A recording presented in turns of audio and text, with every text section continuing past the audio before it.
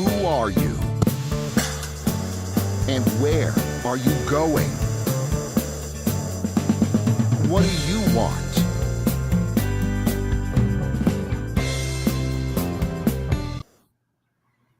Hello and welcome to Business Lessons from the Military.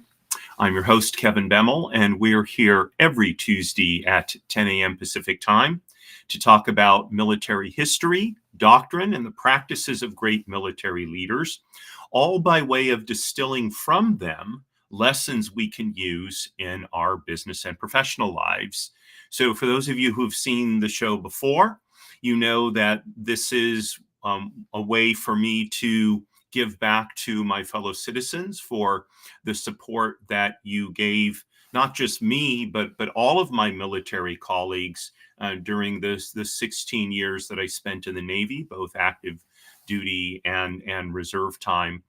So much money, frankly, billions upon billions of dollars is spent training military personnel. And so there's a lot of lessons that I think will transfer to civilian life. And so this is the forum I use for doing that.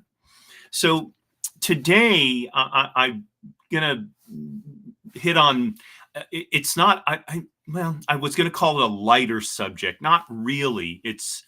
I'm going to be telling you what we call in the Navy a sea story, an experience that I had in the very beginning of my Navy career. And it's one that I never lost. The memory of it, at least, has always stuck with me. And perhaps it's because it was one of the few things that lived up to what I thought training was going to be. So the topic of the show is commit to your goal. So as I was what's known as a staff corps officer, I was a chaplain in the Navy. There are numerous staff corps in the Navy, including the medical corps, which is doctors, the nurse corps, which is nurses, the medical services corps, which is pretty much everybody else who's connected with medicine, be it pharmacists, be it psychologists or physical therapists, all the other areas of healthcare. So that's kind of one group. Then there's the Civil Engineering Corps. There is the JAG Corps, which is lawyers in the Navy. And there are several others. And as I mentioned, I was in the Chaplain Corps. So staff corps officers generally join the Navy through what's called direct accession, meaning that we essentially already have our professional qualifications. And so we're brought into the Navy before we go to training. Now, what this means on a practical level is it's much harder to kick us out if we are not doing well or if we fail training. So I can tell you of the 45 officers who were part of what at the time was called my Officer Indoctrination School class, only one of them didn't make it through. And the reason she didn't make it through was she literally had a nervous breakdown and could not continue. And so they went through the process of separating her. Now, that's different than Officer Candidate School, where when you are in Officer Candidate School, you are not yet a commissioned officer in the United States Navy. And so getting rid of you basically is easier to do. So if you've ever seen the movie An Officer and a Gentleman, I know I'm going back a long ways, but Richard Gere plays an officer. He plays a midshipman basically, and throughout his training, Lou Gossett, who is the basic training instructor, the drill instructor, is kind of colloquially, he is really, giving them rigorous training. And part of the point of that training is to weed out those people who are not going to make it through, not going to respond well under immense pressure. So if you can imagine that someone coming out of OCS, Officer Candidate School, may become the commanding officer of a ship, may become the commanding officer of a squadron of aircraft, or of submarines for that matter. And so they have literally life and death of their officers and sailors in their hands. And so a person in that position needs to be able to deal well even under immense stress. So that becomes part of the weeding out process for staff corps. So we really don't exercise what's called command authority in the sense of commanding a combatant unit. So you may have a medical corps officer who's in charge of a medical battalion, but that's really an administrative role. He's responsible for overseeing the doctors and nurses and other medical personnel in the command, but he's not going to be putting them in harm's way. So if there is a group of doctors, or a group, let's just call them medical personnel, who are deployed into a combat zone, the senior member of that team will have administrative authority, but command authority will rest with the commander who is in charge of that particular area, whether it's a ship or whether it's some kind of ground operation. So I don't know the historical antecedents of this, but historically, staff corps officers, therefore, were brought in. They were already commissioned before they went to training, and you'll hear the derogatory term "knife and fork school" for what in my time was called Officer Indoctrination School, OIS. It has a different name now. I think it's called like ODS or something like that. And the reason it's called that is because they do things like teach you to salute and teach you how the military hierarchy works, and all of those aspects of military culture and behavior. But in terms of the training is not particularly rigorous. Now, despite that, a lot of my colleagues had trouble with the physical training, because we did exercise every day. We did push-ups and sit-ups and running and all that kind of stuff. And unfortunately for many of them, they didn't prepare for the physical training part of it. And so it was a struggle for them. Some of them were overweight, and so they had to reduce their weight, or they went on what's called the FAT program. It's an acronym that basically restricts the diet and requires more exercise and that kind of thing. And the reason I bring this up is, and this was especially true for chaplains.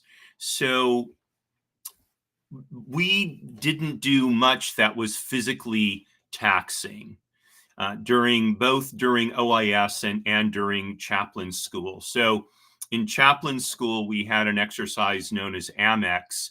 It was basically a field exercise where we lived in this great big tent, and sort of like out in the wilderness kind of thing. I mean, it was kind of a joke. We ate MRIs, meals ready to whatever that stands for, sort of pre-packed meals and that sort of thing, and pretended like we were in some sort of field exercise. We had to use an entrenching tool, this kind of thing. But it was frankly very, very silly. So we got to go to what used to be called the obstacle course. It's now called the confidence course, but they wouldn't let us do hardly any of the exercises because several months before, a chaplain who was going through them fell off something. She broke her back, as I recall, and so now the chaplain corps was not going to allow that kind of rigorous training. And all of this, I think, is a huge mistake, because as chaplains we should be setting an example, and it was embarrassing in many cases, because despite the lack of physical rigor in our initial training, we did have to pass the physical readiness test that was administered twice a year.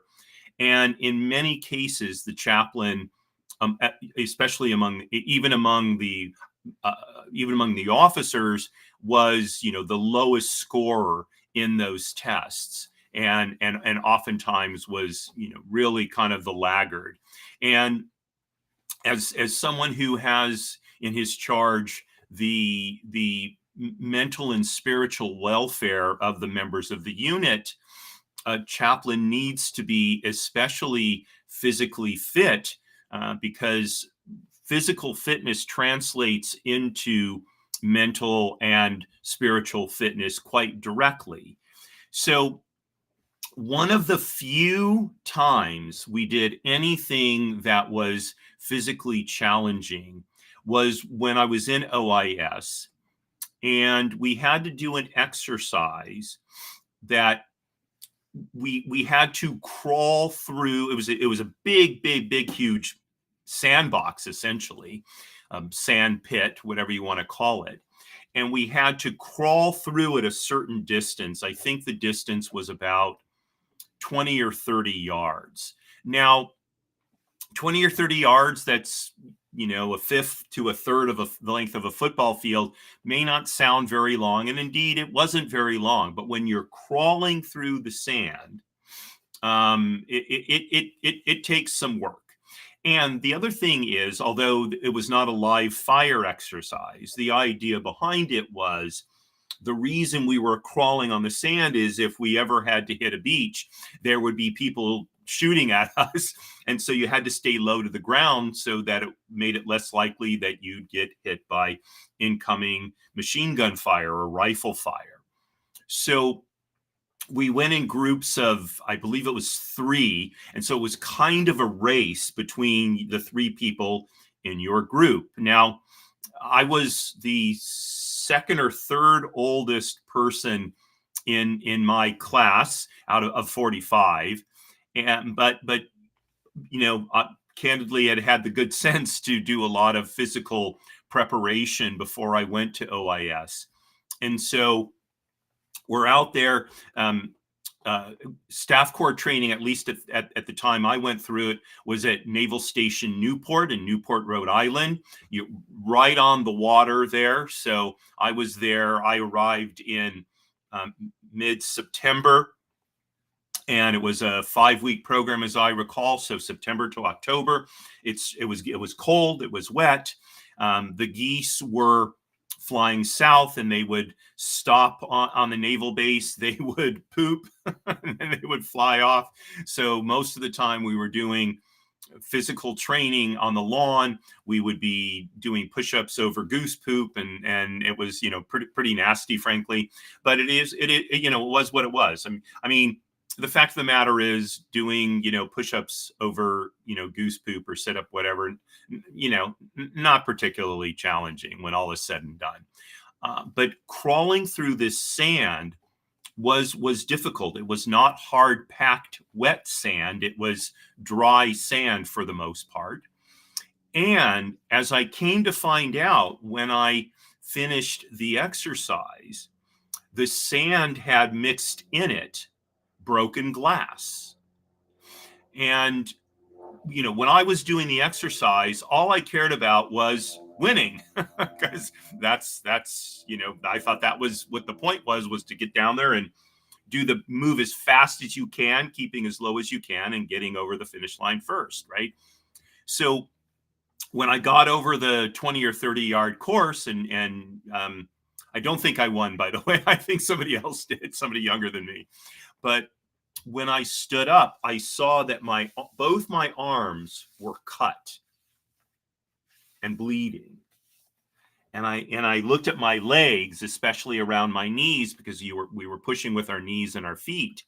Again, cut and bloodied. Now, they weren't real deep cuts, but they were, clearly the sand hadn't made them. They weren't the kind of abrasions you get from sand. They were definitely cuts. And after the exercise was over, I went back over the course, just, kind of looking at it, and I saw there was indeed broken glass mixed in the sand. Now, let me say that I don't know that that was done on purpose. I think it may have been someone who broke a glass or a bottle or something, and it got mixed in there because, even though they probably weren't supposed to, people would go and drink a beer or whatever during Liberty, and that's how it happened.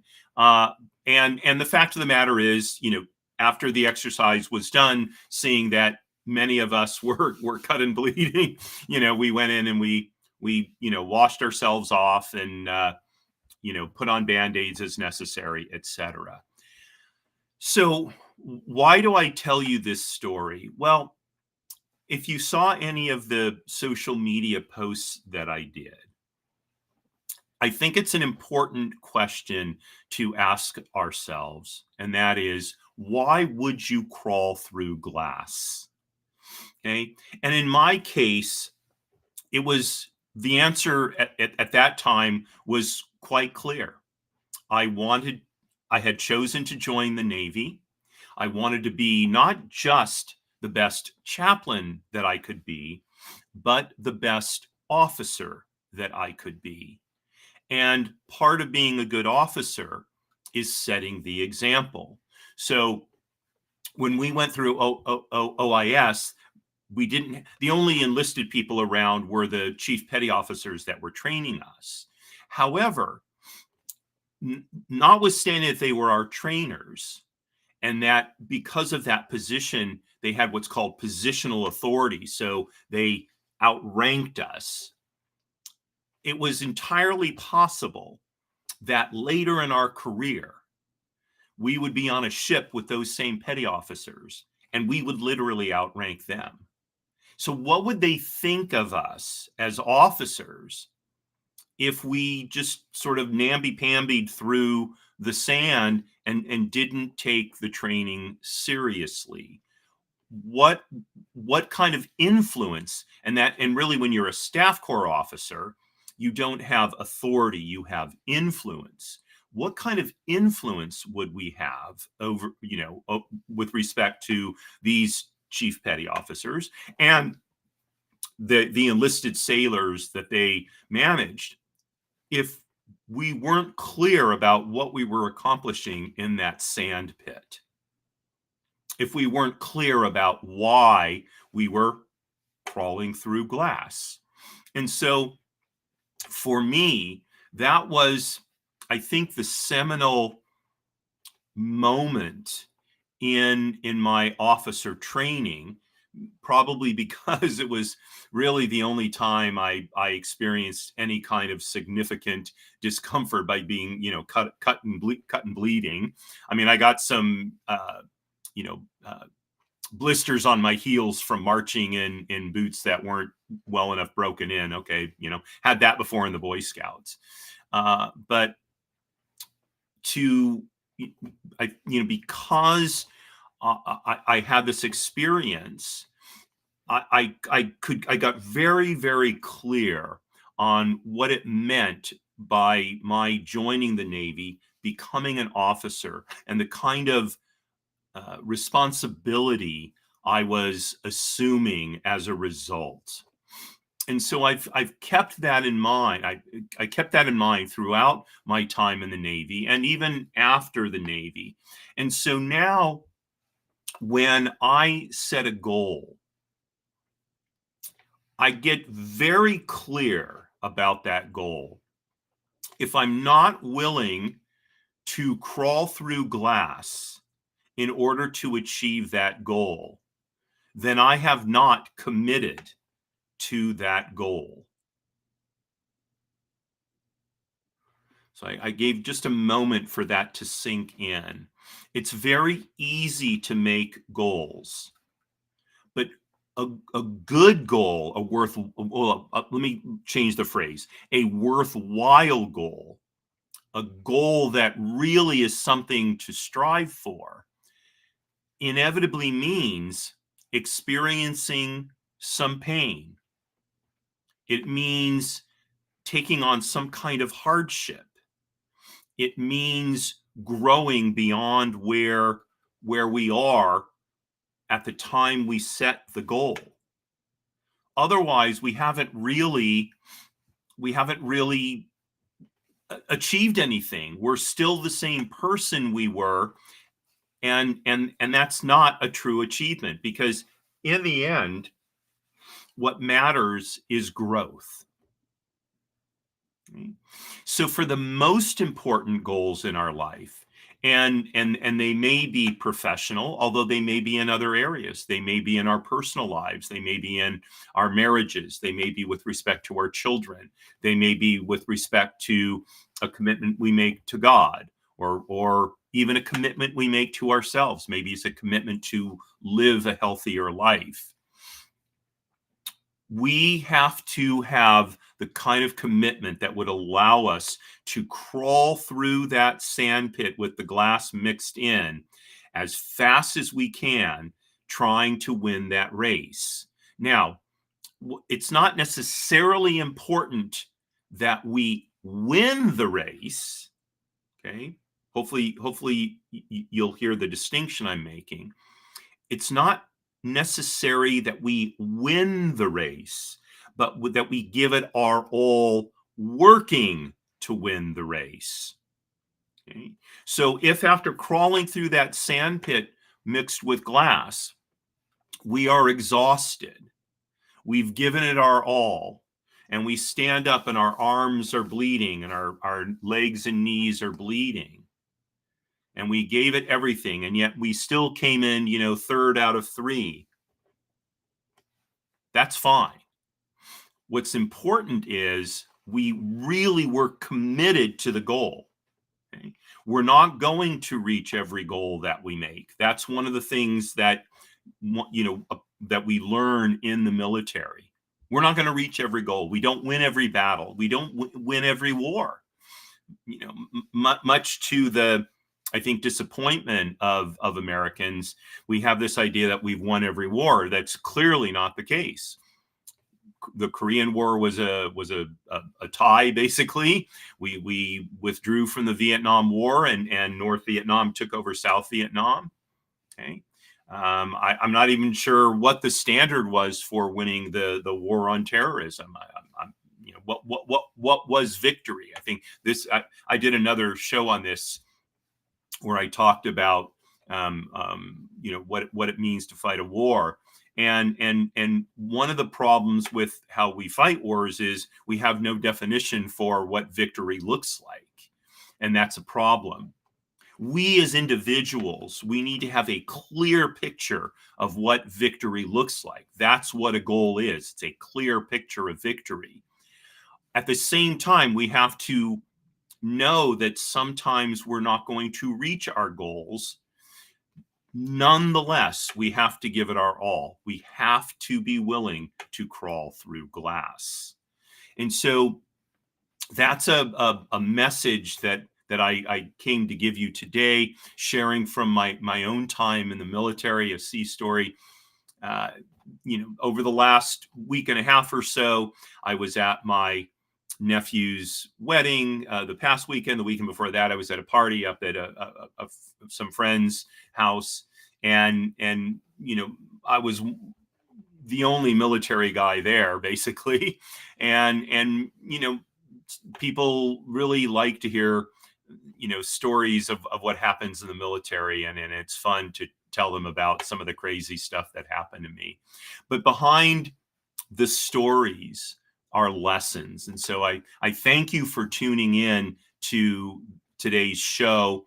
A little bit shorter than usual, but to hear me talk about this sea story that was so important in my very early days in the Navy, and has stuck with me for now almost 2 decades afterwards, and continues to be something that helps me in my day-to-day life, not just my business and professional life, but my life in general. So this is what I want to leave you with. Kind of repeat myself one more time. How do you know you've committed to your goal? Because you're willing to crawl through sand filled with glass. You're willing to crawl through glass. So why would you make that commitment? When you figure that out, you have a goal worth pursuing, a worthwhile goal. So I thank you very much for joining me today on Business Lessons from the Military. Since it's a little bit shorter show than normal, few things. First of all, if you're not a subscriber to my YouTube channel, I would really appreciate it if you would consider subscribing. The Way to Wow shows. There's currently 4 of them. There's on Tuesdays at 10 a.m., Business Lessons from the Military. On Wednesdays at 10 a.m., there is People Making Money. And on Monday at 10 a.m., there is Trusts and Estates Weekly. And I think from the titles, you can tell what those shows are about. And then every other Thursday at 5 p.m. Pacific time is my show, Jiggers' Place. And that's a time to talk about things completely unrelated to business and professional matters and wealth building, which is the topic of the other shows. We sit back, have a cocktail or two, and talk about books and all the things that make life worth living, presumably that are the reason we're pursuing our business and professions, so that we can, be involved with these other things, our families, learning, vacations, that sort of thing. So I invite you to join me for all of those shows. This week, tomorrow at 10 a.m. is my show, People Making Money. And my guest is Aram Afshar. So Aram has a very interesting service called Concierge Real Estate.